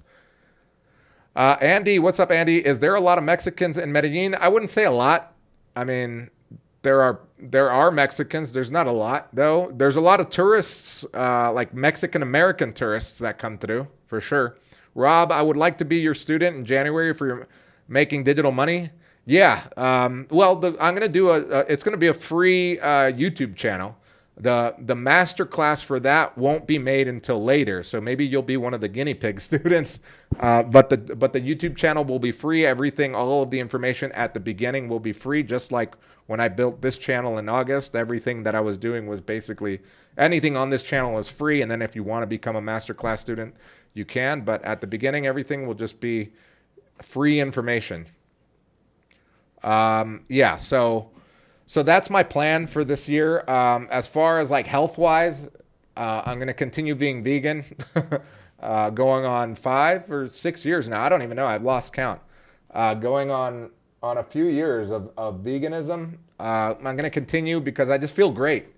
Continue going to the gym. Now, I broke my hand, so I can't lift heavy. But I'm going to start lifting more, get back into kind of the shape that I was in 2 years ago when I was playing basketball pretty much every day on teams and stuff. Don't think I'm going to go back to competitive basketball just because of my broken hand. I don't think it can handle it. But going to continue just working on I might take up another sport, though. I've heard that pickleball is super fun, or paddleball, or whatever the heck it's called. I have a few friends that play it here, so I'm going to go out with them a couple of times to see if I like it. I really like spike ball, but it's not like a big thing here. There's only one little group that plays here. So I have my own spike ball net. It's more of like a thing that I do on the beach anyway. Yeah, so I'm going to try that. Glenn, you bought the M3 version, having a little challenge clarifying how to make it work for me. Awesome product though. Yeah, watch some of the videos. Just Google, or not Google, but on YouTube, search what the how to set up the M3 time kettle, and you'll find a bunch of videos of people setting it up. That's how I set mine up. Mine worked great. Andy says, is Medellin crypto friendly? There are some deals that happen here with crypto in like the upper echelon of people, but for the regular person, no. A lot of people don't even know what crypto is. Will you put the links to your next channel on here? Yeah, I'll definitely be shouting that out and making sure that everybody is aware of it. Pickleball is very popular in the US. Yeah, I heard it's kind of like a phenomenon right now. And here there are people that play pickleball, so I definitely want to I want to try it out at least. I never played tennis. They said that it's similar to tennis, but I'm going to try it out just because it's great cardio and it's low impact on the knees. Another thing that I'm doing right now, not drinking alcohol for the rest of until February. Just doing, every year I do this, where I do like a 2-month detox of just zero alcohol just at the end of the year. And then obviously when Carnaval comes around, people will shove Guaro in my face. So there's no way around that. But that's a dumb excuse. I want to drink in Carnaval. It's like I've done sober Carnaval, and it's not nearly half as fun. I've done it because, like I said, every year at the end of the year and the new year, I do like a sober 2 months or whatever. And there was a year where I did a sober Carnaval. I went to Carnaval. Bro, it was so boring. It was like I guess it was fun to a point, but when everyone is just dancing and being something that I guess they're usually not, I was like, man, I want that, but I couldn't. So yeah. So I won't be doing alcohol until February, and then probably every other weekend or something. Could you still play Tejo? Yeah, Buddha, I do like playing Tejo. It's super competitive for me. It's like bowling, I guess. Bowling could be super fun and relaxing and not competitive for some people, but if you take it seriously, it's super competitive. So Tejo could be another option. When is Carnaval? The 9th of February. I'll be there from the 9th of February until the 13th of February. So I'll be there like 4 days. 4-day weekend for me that weekend. Gotta love Guaro. Yeah, I don't mind Guaro. A lot of people don't like Guaro. I actually don't mind it. I'd almost would rather do shots of Guaro than whiskey or vodka like that. Guaro's softer. It's easier to drink for me, at least. But yeah, in Carnaval, people go nuts. Everyone goes ham that weekend, and it's super fun. B2, is there soccer leagues in Colombia that aren't super competitive? Yeah, there's like the dad leagues.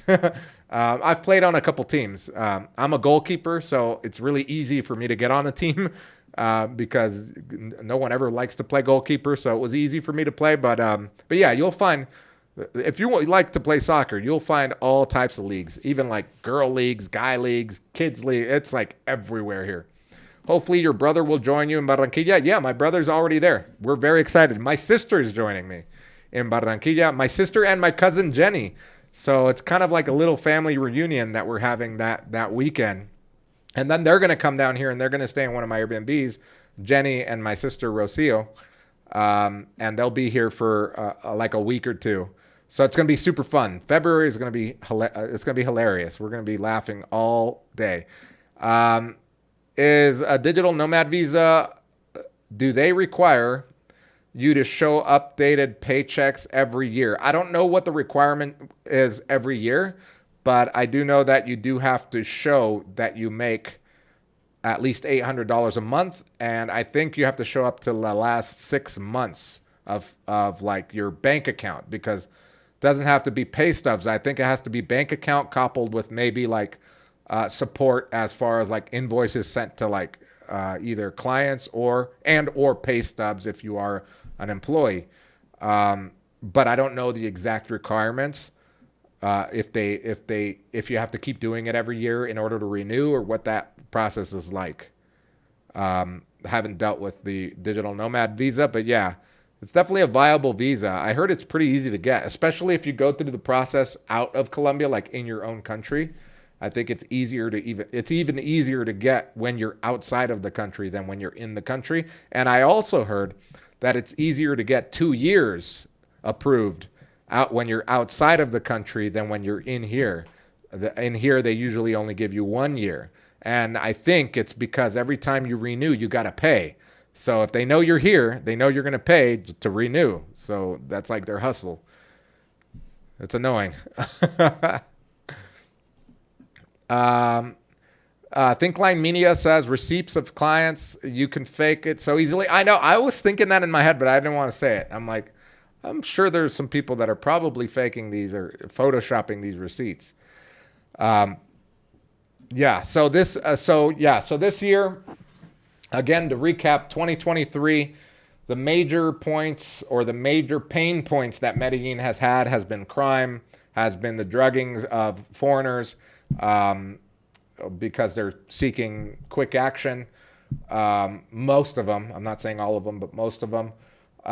Also, the petty crime has gone up, has risen, and jails are overcrowded. The DA is not prosecuting people as nearly as much as previous years, and the justice system as a whole is just kind of failing us as a society. And that's why the crime rate has gone up, because there hasn't been a lot of consequences for these people committing crimes. Furthermore, the poverty rate is still at about 35% in the valley, which is still high. I mean, if you think about it, that means that almost that means that almost 4 out of every person that you see, 4 out of 10 people that you see on the street in Medellin that are Colombian are living under the minimum wage, which is about $280 per month or so. That's insane to think about, but that's the reality. And that also fuels crime. I mean, you got to call a spade a spade. The problem is the people and the country. Like, we're allowing our government to do this. We're allowing this to happen right now. And hopefully that things will turn around, because we're getting a new leader, a new mayor. Hopefully things will turn around, and hopefully people voted him on a landslide, because I think people are tired. I know people are tired of the situation in Medellin for them, the locals, especially the poor people and the lower middle class.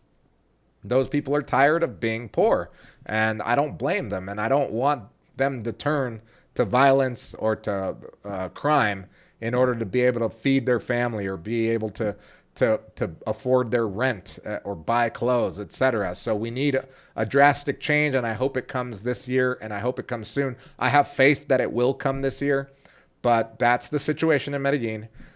Regardless, Medellin is still an amazing place to live for me, and it's been an amazing place for the people that we've helped come to Medellin to live here full-time or part-time. It's been a great experience for them. But I think it just depends on what you want to get out of Medellin and what you're going to give back to Medellin. And I always tell people to ask those 2 questions before you come and move here and live here long term. Ask yourself, what do you want out of Medellin? What is Medellin going to give you? And also, what are you going to give Medellin? Because if you're coming from a first world country, there is no reason for you to come to a developing nation and just take. You know, take advantage of the low cost of living, take advantage of poverty and low cost of labor, and just take. There has to be a point where you give back as well, whether it's hiring people. Yeah, that's great. Working with charities locally, working with underprivileged kids, doing stuff in the community, sharing your knowledge, giving away your old clothes, just little things, any little thing. You don't know how much that little thing can mean to someone that really needs it. I've seen it before where I thought, oh, you know, my shoes are broken down. Like I played basketball multiple years here, and I would go through basketball shoes at least once every 3 months because we play on concrete here. And I'd get new ones, and I remember when I first started, like years ago, like 10 years ago, I would be like, oh, I'm just going to throw these away. But there'd be someone on my team that I thought had an okay job and whatever. And I'll be like, I think I'm just going to throw these away. And they're like, oh, I'll take them. And what they do is they resole them. Is that a word? Resole? They're still cobblers here. If you don't believe it, right here on Calle 10, there's a cobbler on the street that fixes shoes. So people still do that. That's the level of poverty that we live in here. It costs less to just get your shoe replanted or resoled than to go. There is no Walmart here, like in the United States. You could go Walmart or Target and get a pair of Converse for $30. Here, that doesn't exist. Getting shoes, that's why everyone washes their shoes and cleans them. And you'll walk by and like, why does everyone have super bright white shoes? Probably had them for 5 years, but they wash them every day. Nas the Dragon, what's up, Nas?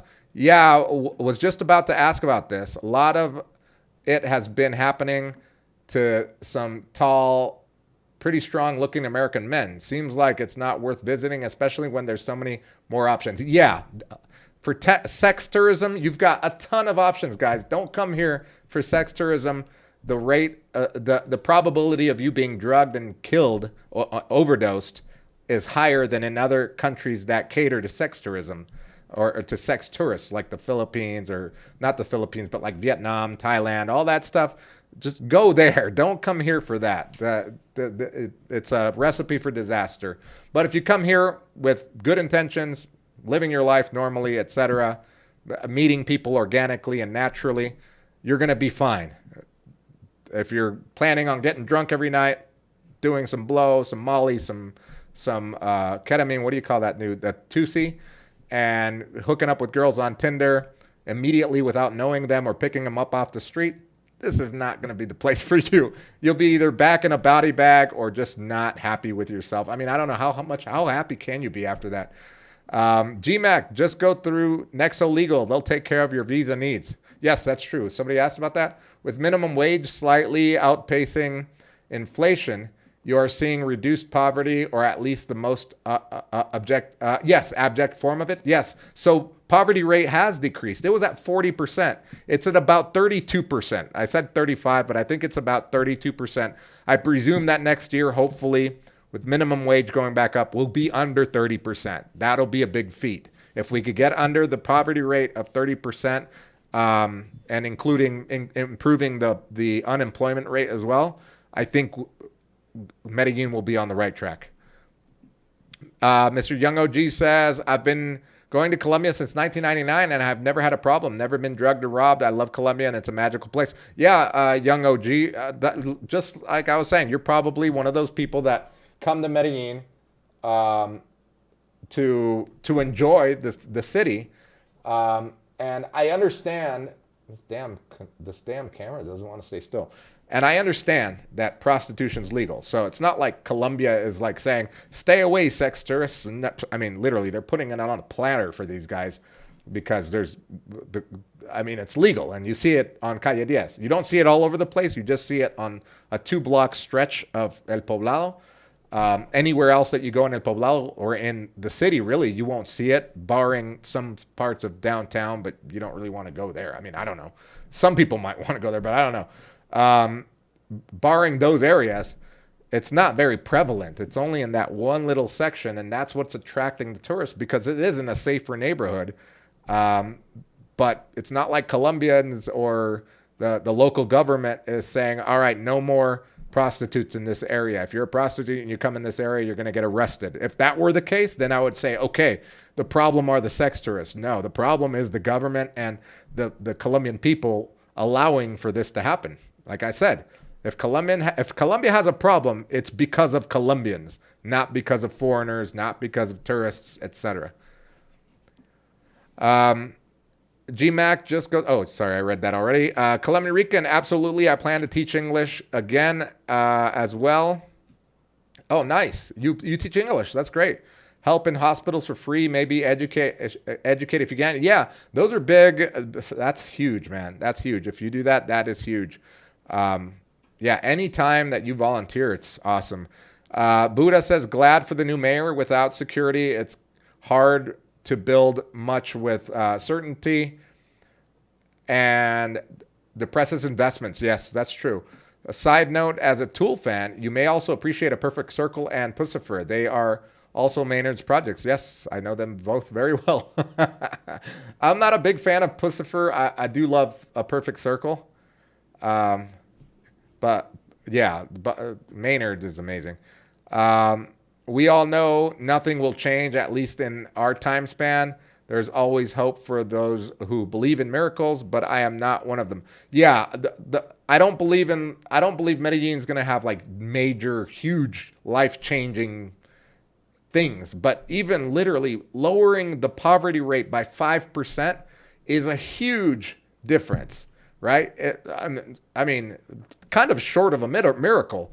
If you go from 35%, or let's say 32%, and you lower it 5%, now you're in the 20s, that's a big difference. That little percentage, that 5%, means hundreds of or thousands of people that are now making a little bit more money and being able to sustain themselves, right, and support themselves economically. So yeah, those little things will help, and overall, I think it'll help the whole safety issue out here too. More people making more money and being able to be self-sufficient will also help deter crime or lower crime, I should say.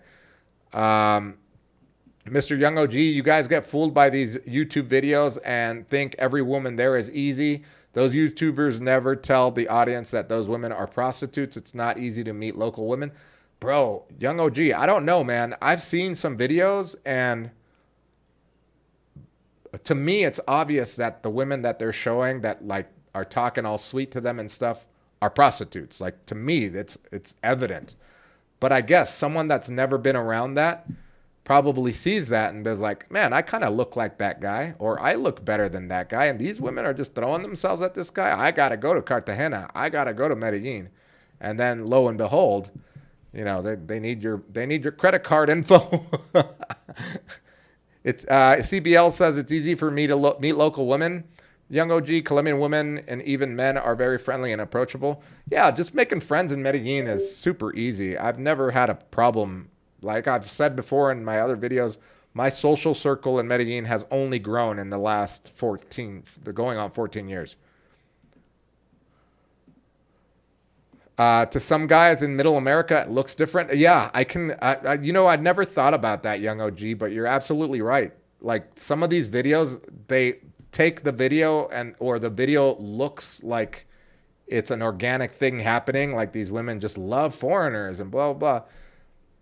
But the truth is that they're prostitutes. Yeah, I never thought about that. You're right.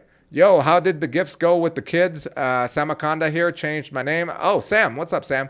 Yes, the Christmas with the kids was awesome at the orphanages. All very super happy. We got all the kids from the shoes as well, and they were super happy. For some of these kids, it was their first pair of shoes that they ever owned. So they were super happy about that. Venus, let's go. Glenn, thank you so much for the $5 dono. Appreciate it. Yeah, December's still not done, so all of these donations are still going 100% to help Colombia, because there's still a couple of kids that didn't get gifts that we're still working on. You believe Colombian stats? The politicians will tell you anything you want to hear. My guy, yeah, Colombian stats are skewed, just like U.S. stats, I guess. Any country will skew their stats just to look better.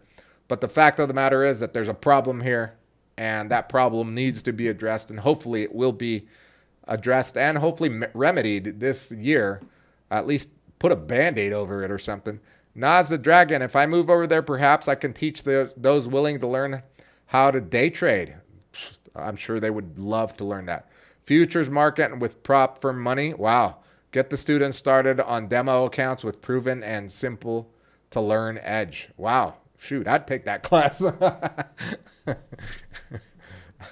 Yeah, I would take that class. That would be amazing.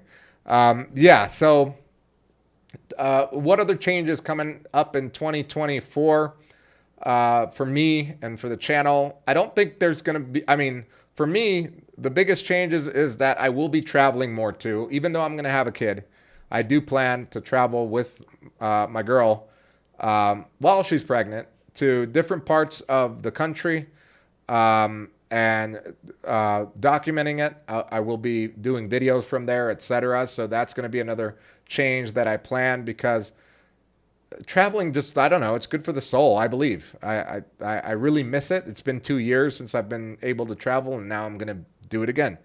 CBL Daddy, they might not be 9s or 10s, but you can meet solid 7s at local grocery stores. I might one oh, you met one last week in Envigado? Yeah, I mean, you meet, shoot. I was at the gym today, and yeah, I'm not even going to go there, but I might get in trouble. But yeah, that's not hard. It's not hard, but I guess, but there is, like, it's not going to happen like overnight either when you meet people here. It's not like you're going to meet someone today and hook up with them today or tomorrow or the next day. It might take a week or 2 or a month. But there's a whole saying in Colombia for men. This is why I guess maybe Latin men are better at this than American guys. But there's a saying that goes, el que muestra hambre no come. The guy that shows that he's hungry won't eat. It's the same, and women say this about guys. It's like, that guy's too persistent. He's like too horny. He's on my jock type of stuff, you know? And it's like, that's off-putting. That's unattractive to women, especially here in Colombia, because that's a saying. I mean, you're taught this since you're a kid. El que muestra hambre no come. If you show you're hungry, you're not going to eat. You just got to play it cool. I don't need you. You don't need me, whatever. But there's a party going on this weekend. I'm referring more to guys who only spend a couple of days out there, the local women won't take you serious. Yeah, that's absolutely true. And if you notice, most of the guys that have been overdosed here on scopolamine are people that are just short timers. They're here for a week. They're here for 2 weeks. They're just here on vacation to like live it up like Las Vegas here. I don't think any of them were long-term residents of Colombia, of Medellin, because usually those people aren't looking for those type of women. 69 way better. What's good? How's it going? Hope you're having a good night, man. What day is it today? It is Wednesday, December 27th. It's 7:50 p.m. today. And my name is Andrew Messia, and this is the Medellin Buzz. This is the end of the year recap for me as a person, the channel, and also kind of a little goal setting for next year. So solid goals for me and the channel next year. I'm at about 4,000 subscribers right now. My goal for next year is to get to 10,000 subscribers. And I also want to be very transparent with you guys on the money that I make from the channel. For example, on AdSense, I'm making about $300 to $400 per month right now, just on pure ads. When people watch my videos, you know, if you don't have YouTube Premium, an ad will roll, or maybe 2 ad will roll, depending on the length of the video. I'm making about between $300 to $400 a month on AdSense. So on pure AdSense, by the time I have 10,000 subscribers, I'm hoping that I could be tripling that and making about $1,200 to $1,500 per month, give or take. It could be a little less. Just based on numbers, I project it'll be around $900 to $1,500. Let's put it at that per month on passive income. I guess it's not passive because you got to make the videos. But the good thing about AdSense is that, you know, you can keep accruing money, right? If you're making great videos. So that's the goal attached to that, or the plan attached to that goal, that attainable goal of 10,000 subscribers. The plan is to make better produced videos like the street interviews that we did. That was the first one. And it was, I'm going to be honest, I felt like it was shit because I didn't know how to use this camera in the daylight. So it's overexposed. It was the first time I was using the microphones. So 2 of the interviews that we did, we couldn't even use. We spent like the whole day doing it, and then we lost 2 of the interviews. It was overexposed, etc. But it turned out well, and people liked it. So now that I'm learned how to use this camera outdoors, I'm going to be able to make better videos, interviewing people on the street, and that will help me reach that 10,000 goal, and also better produced videos for real estate and for expats that want to come live here long term. And also, I'm going to go downtown to video all of the prostitutes so you guys can see them. No, I'm just kidding. There's enough videos on that. there's enough of that out there. A little bump for the kiddos. Let's go. Buddha, thank you so much for the $4.99 dono. Can you travel back to the United States? No, I cannot travel back to the United States. God bless you, brother. God bless you, too. Thank you. 69 way better. Happy New Year's to everybody. Andrew, thank you for all the info you provided with us this year. I look forward to volunteering in Colombia next year. Yes, hit me up, Young OG, when you're down here. My email is in the description below. It's medellinbuzzandrew@gmail.com. If you guys want to volunteer when you're down here, etc., write me there. I'll add you to the WhatsApp. I've got more than 10K subs and make $30 per month on AdSense. Yeah, it definitely depends on niche. That's another thing I learned about YouTube this year, is that different niches make different amount of money on ads. Like, that's crazy. I never knew that. I had to learn it the hard way, but I'm glad that like the tourism niche is one of the niches that does get paid a little bit more, because people are willing, or companies are willing to pay more in ads for that. So yeah, it really depends on the niche. Glenn, very, very, very moderate finance goals. Andrew, you will succeed because your content is great. We support you, man. Thank you, Glenn. I appreciate that, man. I love you guys. You guys have been great this year. This is not the last stream of the year, though. Remember, we're on a grind. It's grind time, baby. So I'll be live on Saturday, the 30th.